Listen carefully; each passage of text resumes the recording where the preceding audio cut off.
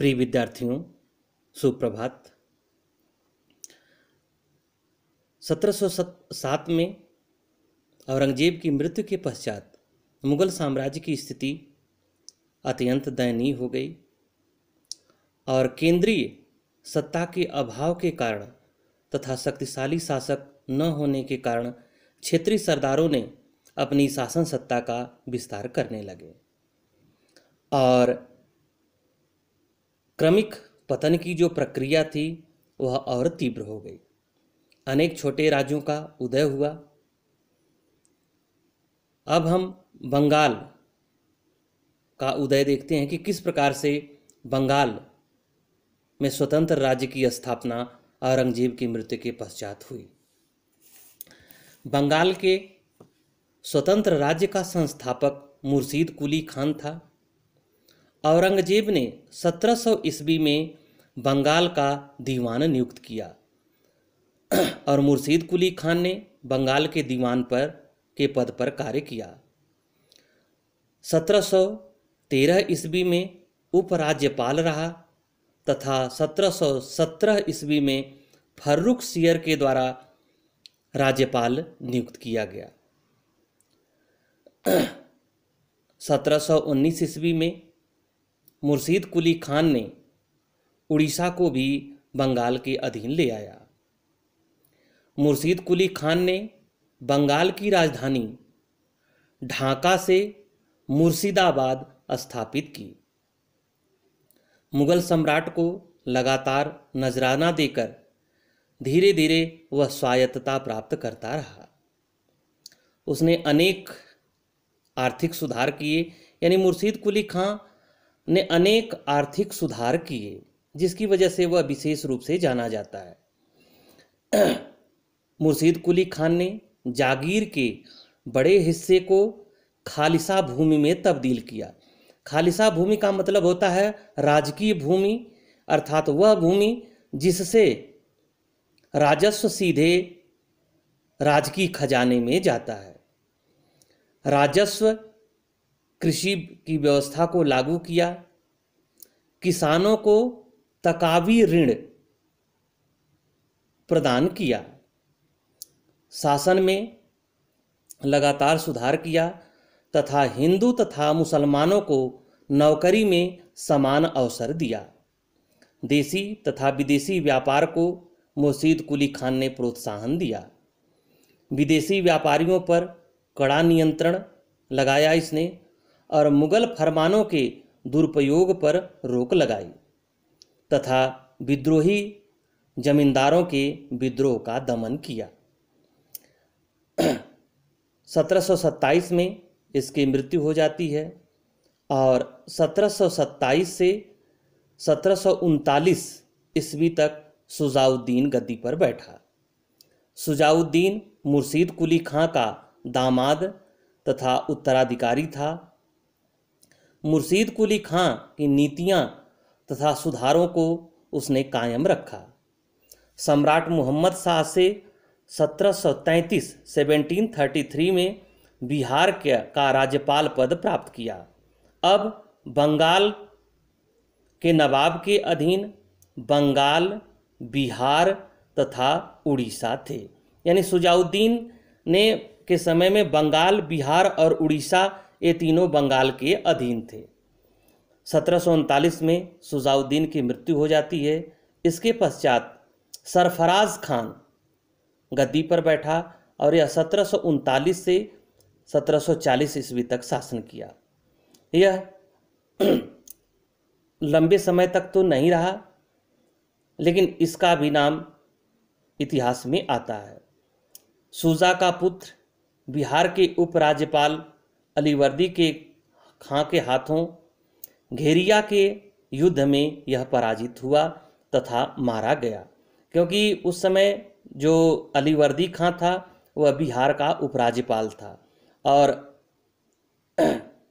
अलीवर्दी खान ने सरफराज खान को घेरिया के युद्ध में बुरी तरीके से पराजित किया। फिर सरफराज खान के पश्चात बंगाल की गद्दी पर अलीवर्दी खान बैठता है। अलीवर्दी खान 1740 से 1756 तक शासन करता है। अलीवर्दी खान ने सम्राट मोहम्मद शाह को 2 करोड़ रुपए की राशि देकर उससे फरमान प्राप्त कर अपने अनाधिकार ग्रहण को वैध बनाया। उसके शासनकाल में मराठों के बंगाल पर लगातार आक्रमण होते रहे। मुर्शीद अलीवर्दी खान सालाना 12 लाख रुपए और चौथ 1751 तक देता रहा तथा रघुजी भोसले को उड़ीसा के एक भाग का समर्पण कर उनके साथ शांति बनाए रखी। उसने अंग्रेजों को अपने अधिकारों के दुरुपयोग से रोका। उसने अंग्रेजों को कलकत्ता तथा फ्रांसीसियों को चंदरनगर में अपने कारखानों की किलेबंदी करने से रोक दिया। 1746 ईस्वी में मुगल सम्राट को लगान देने से इनकार कर दिया। अलीवर्दी खान के बाद सिराजुद्दौला 1756 से 1757 ईस्वी तक रहा। फिर मीर जाफर 1757 से 1760 और फिर मीर कासिम 1760 से 1763। इसके पश्चात पुनः दोबारा मीर जाफर गद्दी पर बैठा 1763 से 1765 तथा नजीमुद्दौला 1765 से 1772 तक बंगाल का शासक रहा। तो बंगाल का भारतीय राजनीति में मध्यकालीन उत्तर मुगलकालीन इतिहास में अत्यंत महत्वपूर्ण स्थान है, क्योंकि बंगाल अत्यंत उपजाऊ क्षेत्र था और सर्वाधिक लगान भी वहीं से प्राप्त होता था। तो बंगाल का जो राज्यपाल होता था उसकी प्रशासन में महत्वपूर्ण भूमिका होती थी। बंगाल के अलावा एक अन्य नए राज्य का उदय होता है जिसे रुहेल तथा बंगास पठान के नाम से भी जाना जाता है। गंगा की घाटी में रुहेलों तथा बंगास पठानों ने अपने लिए स्वतंत्र राज्य स्थापित कर लिए। एक अफगान वीर दाऊद तथा उसके पुत्र अली मुहम्मद खान ने बरेली में एक छोटी सी जागीर का विस्तार कर रुहेल खंड का एक स्वतंत्र राज्य स्थापित कर लिया।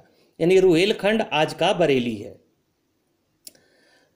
जो उत्तर में कुमायूं से दक्षिण में गंगा नदी तक फैला था। मुहम्मद खां बंगास ने फर्रुखाबाद की जागीर का एक स्वतंत्र राज्य बना लिया। बाद में इसने बुंदेलखंड तथा इलाहाबाद के प्रदेशों पर अपना प्रभुत्व जमाया।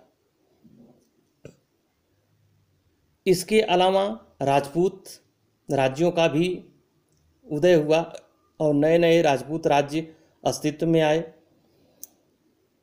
राजपूत तथा मुगलों के आपसी प्रेम घृणा संबंधों से प्रेरित होकर बहादुर शाह ने 1708 ईस्वी में जोधपुर पर आक्रमण किया। अजीत सिंह ने मुगलों की अधीनता स्वीकार कर ली, लेकिन बाद में जय सिंह द्वितीय तथा दुर्गादास राठौड़ के साथ मिलकर मुगलों के विरुद्ध एक गठजोड़ बना लिया। 1714 ईस्वी में मुगल सेनापति हुसैन अली ने जोधपुर पर आक्रमण किया। ठीक है, 1714 यानी किसके समय में? फर्रुखसियर के समय में।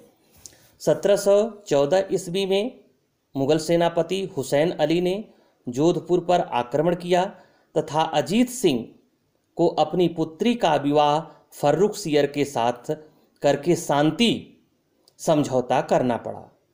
फर्रुखसियर तथा सैयद बंधु झगड़े में जयपुर तथा जोधपुर के राजाओं ने तटस्थता की नीति अपनाई। जोधपुर के राजाओं ने तटस्थता की नीति अपनाई। सैयद बंधुओं ने अजीत सिंह को अपनी ओर मिलाने के लिए उसे अजमेर तथा गुजरात की सूबेदारी प्रदान की, जिस पर 1721 ईस्वी तक बना रहा। सैयद बंधु विरोधी दल ने जयपुर के महाराज जय सिंह द्वितीय को 1721 ईस्वी में आगरे का सूबेदार नियुक्त किया तथा मुहम्मद शाह के काल में गुजरात की सरकार का क्षेत्र भी उसे दे दिया। 18वीं सदी में राजपूत शासकों में सबसे प्रमुख आमेर के राजा सवाई जय सिंह 1681 से 1743 ईस्वी तक शासक रहे। वह एक विख्यात राजनेता, समाज सुधारक तथा कानून निर्माता थे। वह सबसे अधिक विज्ञान प्रेमी के रूप में प्रसिद्ध थे। उसने जाटों से लिए गए इलाके में जयपुर शहर यानी पिंक सिटी की स्थापना सवाई जय सिंह ने किया था। जयपुर शहर 1737 ईस्वी में स्थापित किया। उसे विज्ञान तथा कला का महान केंद्र बना दिया। वह महाराजा सवाई जय सिंह एक महान खगोल शास्त्री भी थे। उन्होंने 5 ऑब्जर्वेटरी या वेधशालाएं स्थापित की। वे 5 वेधशालाएं हैं जयपुर, दिल्ली, बनारस, उज्जैन तथा मथुरा। इन 5 स्थानों पर इन्होंने 5 वेधशालाएं स्थापित की। उन्होंने सारणियों का एक सेट तैयार किया जिससे लोगों को खगोल शास्त्र संबंधी पर्यवेक्षण करने में मदद मिली। यानी जंतर मंतर के नाम से जाना जा। इनकी जो वेधशालाएं हैं वो